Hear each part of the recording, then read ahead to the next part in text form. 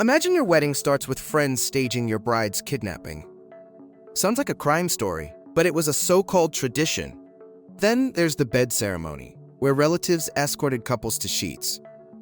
We'll jump from ancient Sparta's secret nights to Rome's fire veils. Next stop, Gretna Green, where an anvil could seal love. In Germany, they smash plates, then saw a log together. In Scotland, they blacken the bride and call it a blessing. In China, bridesmaids demand cash at the door for laughs. Stick around, because some weddings end with glass, coins, and candy contracts. Kidnapped brides mark abductions as proof of love. Some weddings began with a fake kidnapping that shocked everyone. In rural Kyrgyz and Kazakh communities, grooms staged dramatic abductions. Friends blocked doors, neighbors yelled, and the bride acted furious. A scarf or shawl over her head signaled the ritual. Elders later arrived with bread, tea, and careful negotiations. If families agreed, the new in-laws hosted a quick feast. The twist was public theater, but real pressure sometimes slipped. Village gossip could flip from laughter to scandal overnight. Today, historians note the line between play and coercion. 2. Spartan bride capture wedding reenactments.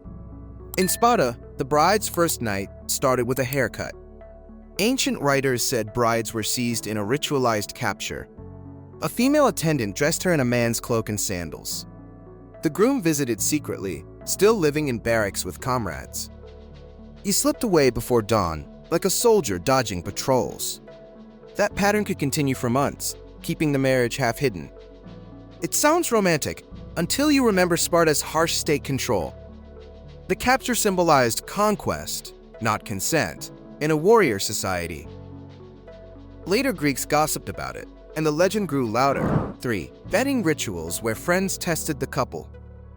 Some newlyweds faced a bizarre exam graded by their friends. In early modern Britain and France, companions performed rowdy betting games. They carried the bride, teased the groom, and demanded playful payments. A chamber pot might appear, turning romance into slapstick theater. Some groups checked knots, ribbons, or symbolic locks on clothing. The couple's patience mattered because insults could escalate fast. If the groom refused, friends could block doors all night. If you played along, laughter acted like a social handshake. It tested belonging, not love, in a tight village network. 4. Charivari, noisy mobs shaming unapproved marriages. A wedding could trigger a street riot of pots and screams. In France and parts of Germany, this was called charivari. Neighbors banged kettles, blew horns, and sang mocking verses. Targets were widowers remarrying, mismatched ages, or disliked outsiders. The couple might pay money, wine, or host a peace feast. If they refused, the noise returned nightly like a curse. Sometimes authorities tolerated it because it enforced local norms. Other times police broke it up and everyone scattered instantly. Charivari shows how communities policed love with pure chaos. 5. Medieval bedding parades carrying couples to bed. In medieval courts, the party often marched straight into the bedroom. Nobles treated the bedding as public ceremony, not private business. Ladies escorted the bride, while lords hauled the groom laughing. A bishop might bless the bed, emphasizing dynastic stakes. Shoes were tossed, garters snatched, and songs echoed in corridors. Then, curtains closed, but servants stayed nearby for summons. Mourning brought proof of unity, or whispers of failure. For royalty, fertility was politics, and the bed was a stage. It sounds absurd, yet inheritance laws made privacy nearly impossible. 6. Hand-fasting trials, year and a day test marriages. Imagine marrying, then treating it like a one-year subscription. In parts of Scotland, couples hand-fasted with clasped hands and vows. Some traditions describe a trial lasting a year and a day. After that, they could separate or continue as full spouses. Church courts disliked it, calling it irregular but socially real. Villages still treated the pair as married, sharing labor and land. A baby could arrive before the decision, raising awkward questions. The twist is, commitment was tested in public, not privately. Modern weddings borrow the romance, but skip the exit clause. 7. Gretna Green runaway weddings by blacksmith anvils. Teen runaways turned a tiny Scottish village into wedding legend. Gretna Green sat just over the border from England. After the 1753 Marriage Act, English minors needed parental consent. So couples raced north, chasing Scotland's looser marriage rules. At the old blacksmith's shop, an anvil became the altar. A blacksmith or local witness could declare them wed quickly. Parents sometimes arrived furious, only to find paperwork already done. The village profited, selling lodgings, rings, and endless scandal stories. Gretna Green still attracts elopers, chasing that rebellious spark. 8. Jumping the broom before it became a symbol. A simple broom jump once counted as a real wedding moment. In Wales and rural Britain, couples leaped over a threshold broom. If the broom stayed upright, neighbors read it as good luck. If it fell, people joked the marriage might wobble too. For enslaved African Americans, broom jumping became a marriage substitute. With laws denying legal unions, the jump made vows visible. After emancipation, some kept the tradition as family memory. The twist is one tool carried both oppression and celebration. Today, it appears in ceremonies worldwide, often without its history. 9. The Roman conferitio cake of sacred spelt.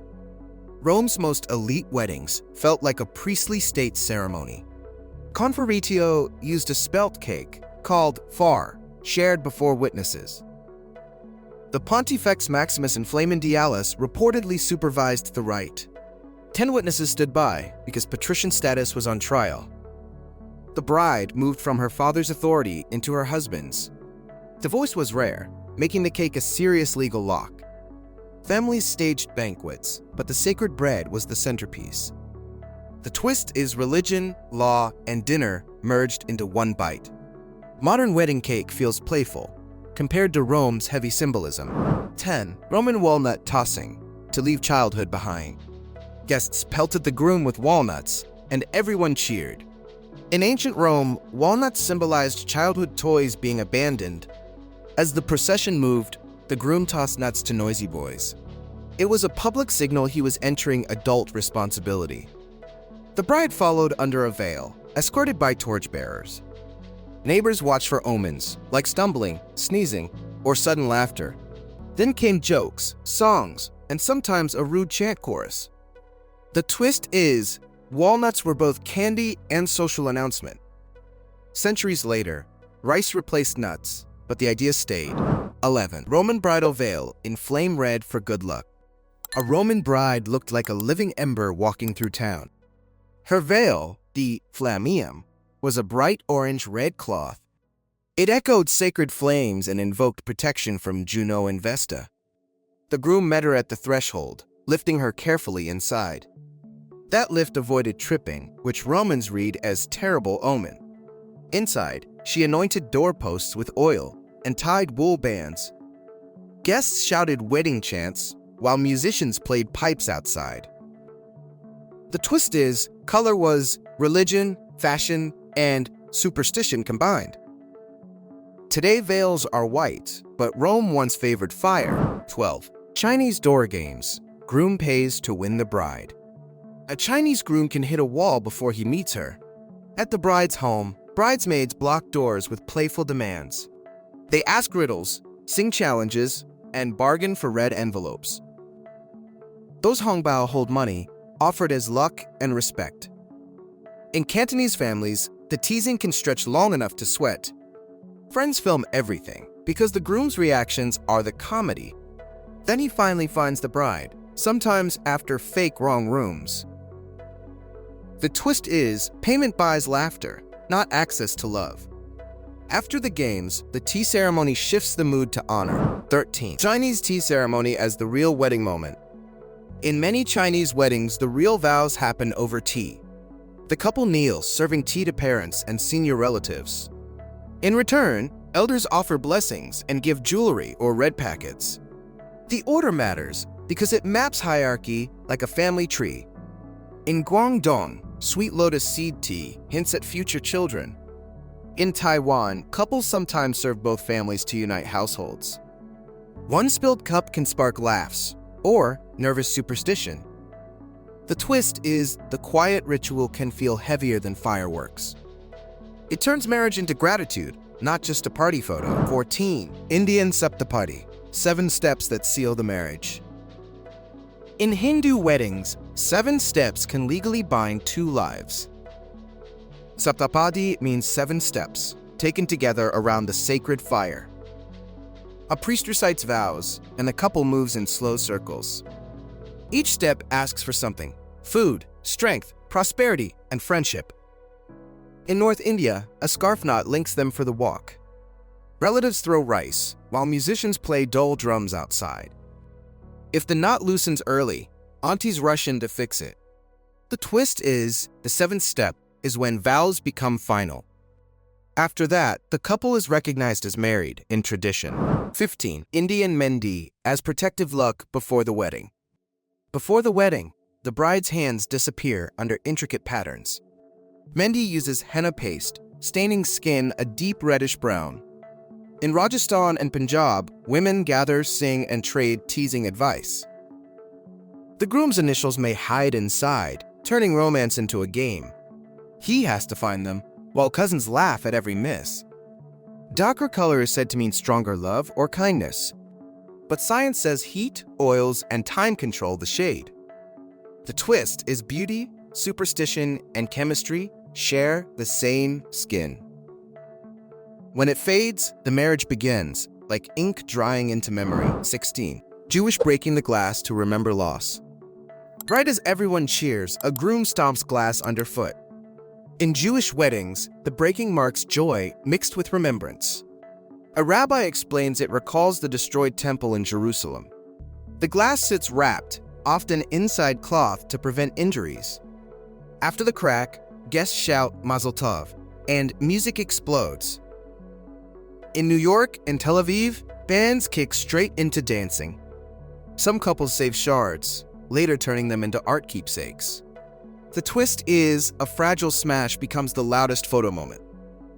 It reminds everyone that happiness can hold cracks and still shine. 17. Scottish blackening the bride with soot and filth.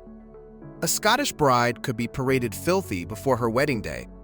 In the Highlands, friends smeared soot, treacle, feathers, and flour. They tied her to a cart, then rolled through town laughing. The groom sometimes got blackened too, because misery loves company. Strangers joined in, adding fish, mud, and whatever smelled worst. It was supposed to toughen the couple for future hardships. But it also tested temper, because anger would haunt the marriage. After the chaos, they were cleaned, fed, and suddenly treated kindly. The twist is, humiliation became the community's strange blessing. 18. Scottish creeling trial. Bride carries a heavy basket. Some Scottish brides started married life by hauling a brutal load. Creeling meant carrying a creel basket packed with stones. In parts of the borders, villagers watched her trudge uphill. The groom followed behind, forbidden to help, like a useless shadow. Only when she stopped, or someone kissed her, did it end. Sometimes the kiss was the groom's, proving he would finally act. If no kiss came, friends teased him for cowardice. The twist is, the bride's burden was really the groom's test. It turned romance into a public endurance sport for spectators. 19. Welsh love spoons carved as a public marriage promise. In Wales, a wooden spoon could act like an engagement ring. Young men carved love spoons from one piece of wood. Hearts, keys, and chains signaled love, home, and loyalty. In Cardiff and rural villages, gifts were shown proudly to friends. A spoon with a ball in a cage hinted future children. Mistakes were obvious, because a crack could ruin the whole design. Some suitors practiced for weeks, hiding carvings from watchful parents. The twist is skill proved devotion better than expensive metal. Museums now display them, like love letters made from oak. 20. Viking sword under the bridal bed for fertility. In Norse lore, a sword under the bed promised strong sons. Icelandic sagas mention family swords, treated like living ancestors. At weddings, the groom might place a blade beside the mattress. It links the household to protection, honor, and future heirs. Women's graves sometimes held keys and knives, showing domestic power. But historians argue sagas exaggerate, mixing ritual with storytelling flair. Still, Scandinavians prized weapons, and weddings borrowed that prestige. The twist is, fertility talk hid a deeper obsession with lineage.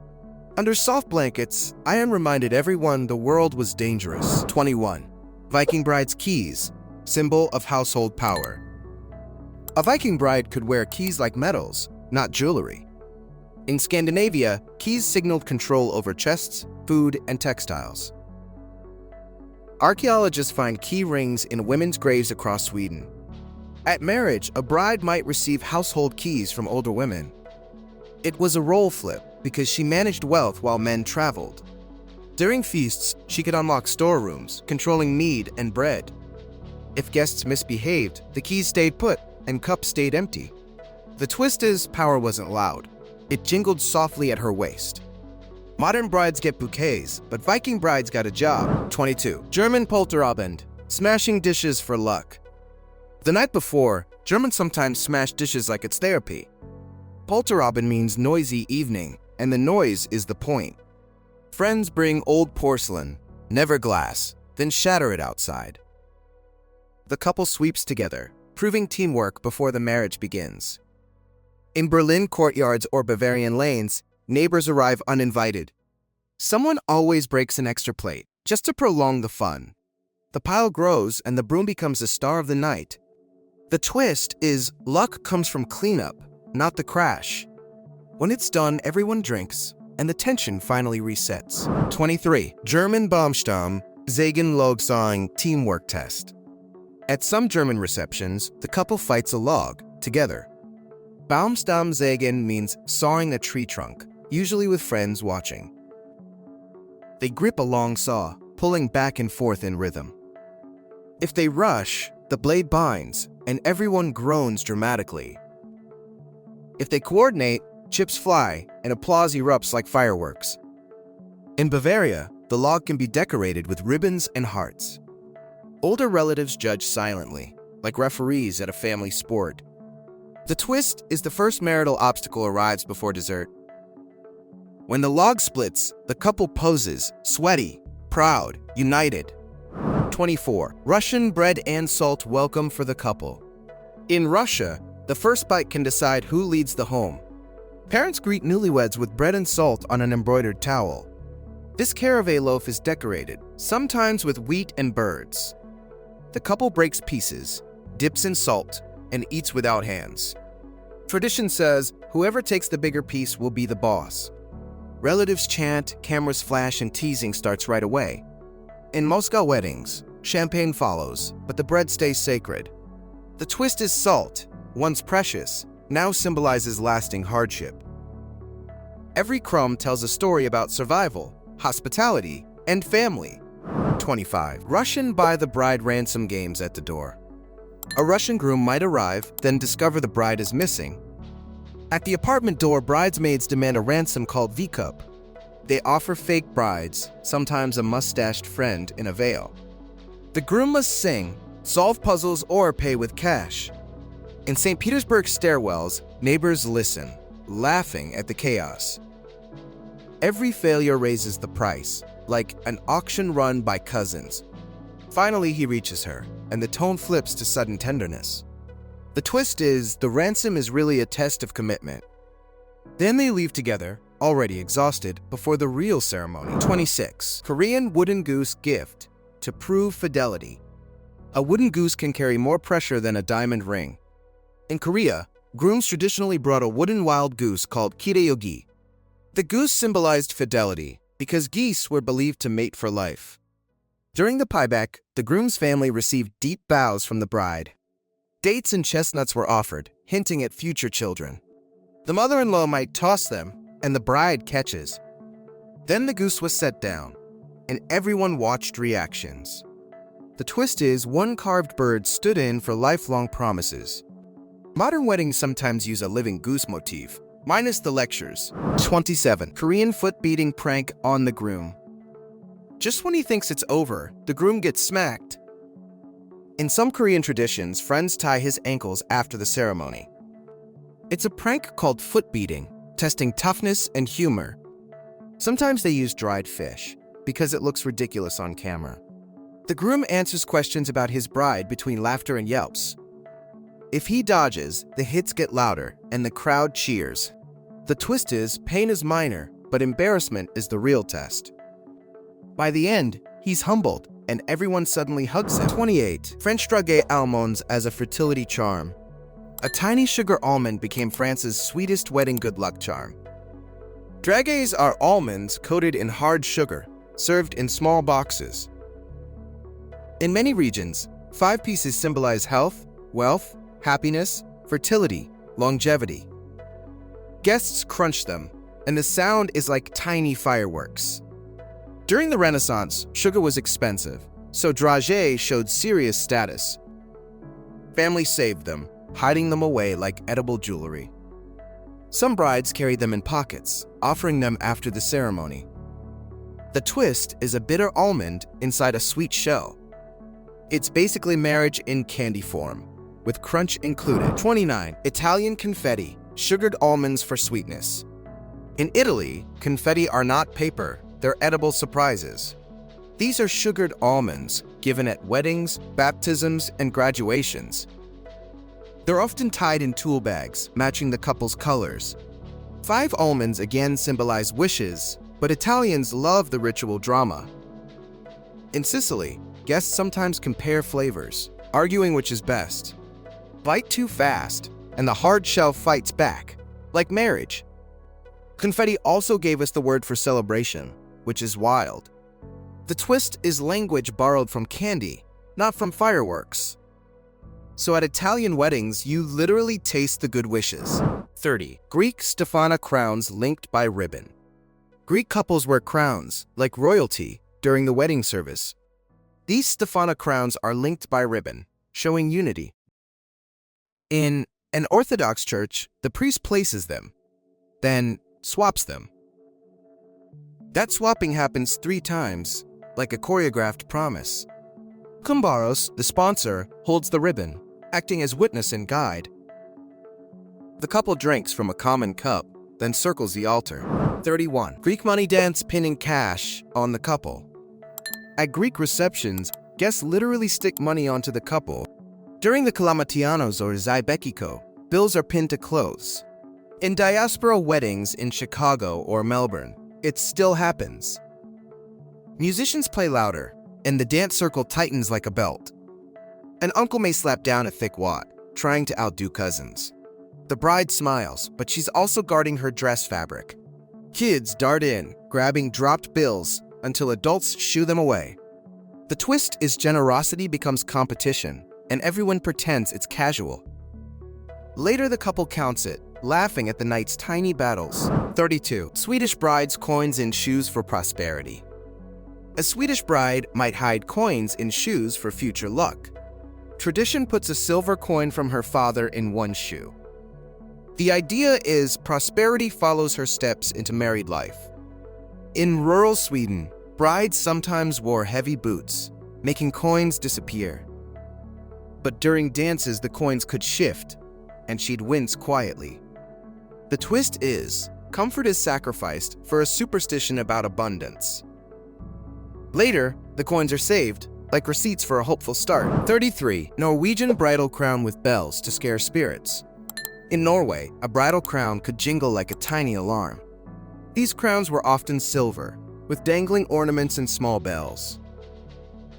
In Hardanger regions, the sound was thought to repel evil spirits. A bride wore it during church, standing stiff under the weight.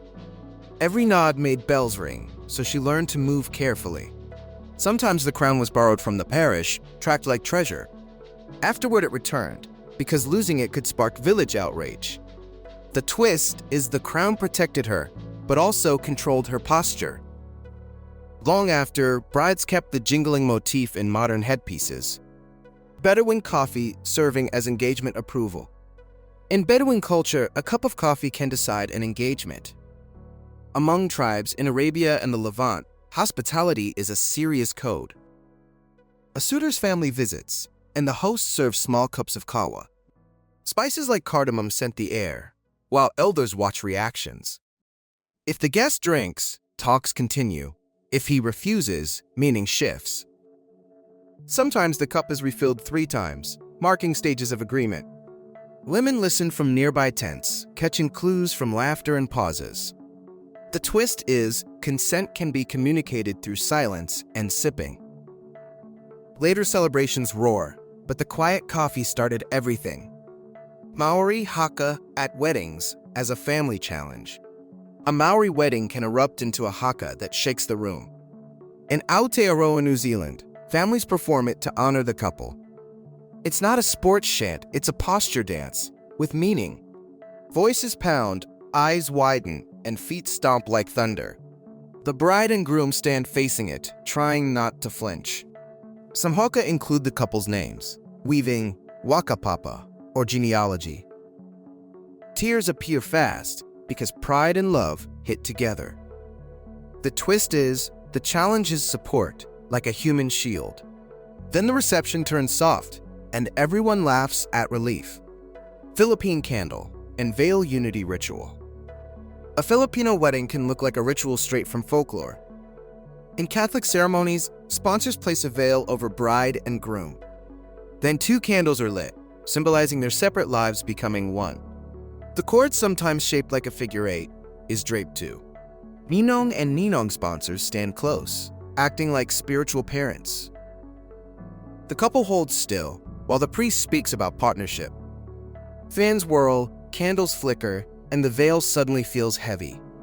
The twist is, the ceremony ties them up, then frees them. When the veil lifts, the kiss feels earned, not automatic. Mexican lazo rope loop binding the couple. In Mexico, a rope can turn 2 people into one outline. During a Catholic Mass, a lazo is placed around shoulders. It forms a figure 8, linking bride and groom together. Often the lazo is a rosary, given by padrinos, or godparents. The couple kneels, hearing vows, while literally looped in public. If the cord slips, someone rushes up and fixes it. After the blessing, the lazo is removed, but the symbol stays. The twist is bondage. Here means support, not restriction. Many couples keep the lazo, folding it beside family photos. Czech bride steals the groom's shoe for payment. At Czech weddings, the groom can lose a shoe and pride. During games, the bride or friends hide his shoe for ransom. To get it back, he pays with coins, candy, or shots. Meanwhile, the bride may sweep broken plates, proving she'll work hard. In Prague receptions, DJs pause so everyone can watch the bargaining. If he stalls, friends raise the price, chanting louder each time. Finally, he buys it, then chases her, pretending it's revenge. The twist is the shoe theft flips control, giving the bride leverage. After laughter, they toast, and the serious vows feel even sweeter.